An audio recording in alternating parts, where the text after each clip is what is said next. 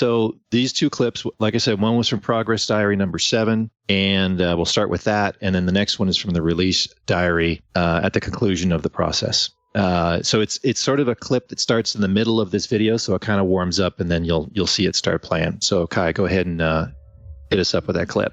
December is when we start the alpha process, which obviously everyone, including us, are very, very excited about. This is where we bring out parts of the game in close to final form and release to builds where we all play it, comment on it, doubtless criticize it, hopefully people will love it as well, and tune it so that we can get the very best out of this process. As we go through the alpha period, we'll release different alpha builds testing different aspects of the game, and gradually those will start to come together.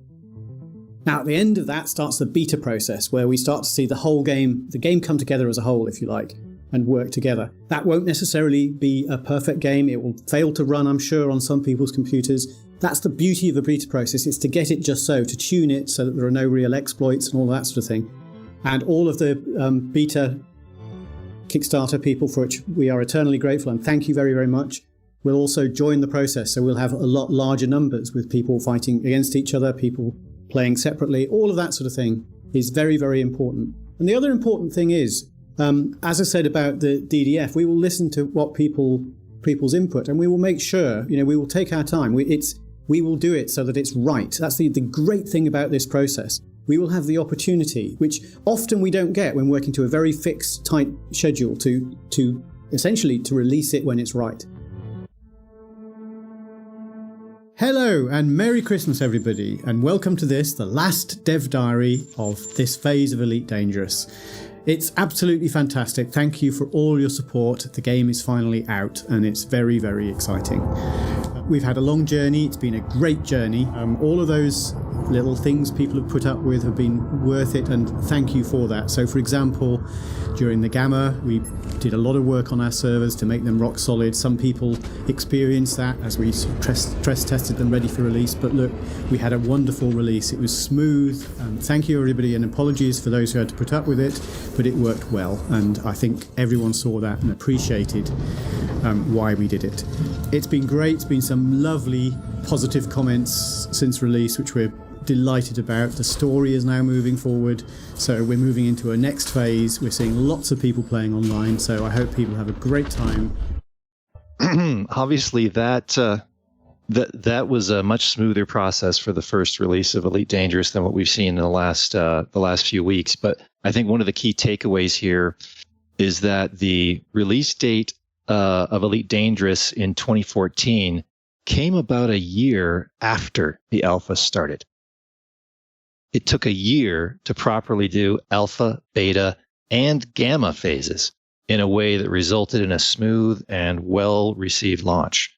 Where we are now with Elite Odyssey is not actually a beta phase, although there's lots of people calling it that. It's actually the gamma.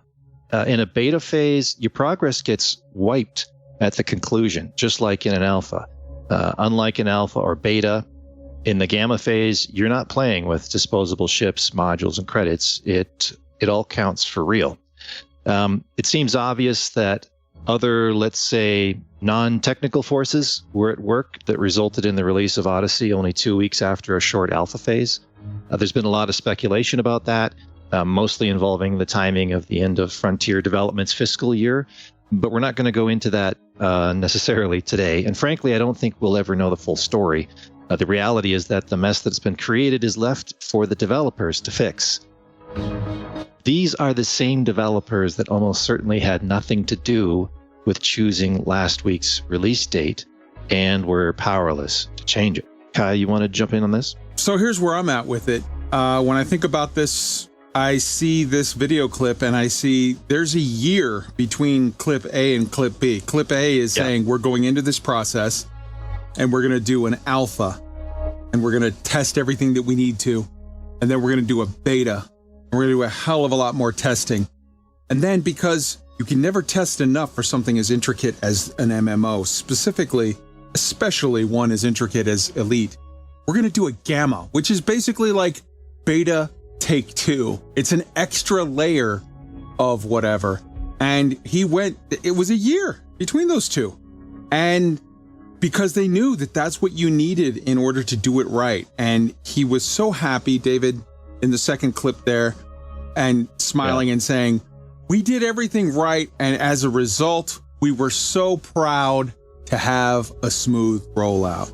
Well, we were told repeatedly by David Braben himself, along with all of the community management team. Art said it repeatedly, as did various other, from the game producer Pierce Jackson on to other devs and other people in management, said flat out, Elite Dangerous Odyssey is such a huge and massive and wonderful thing.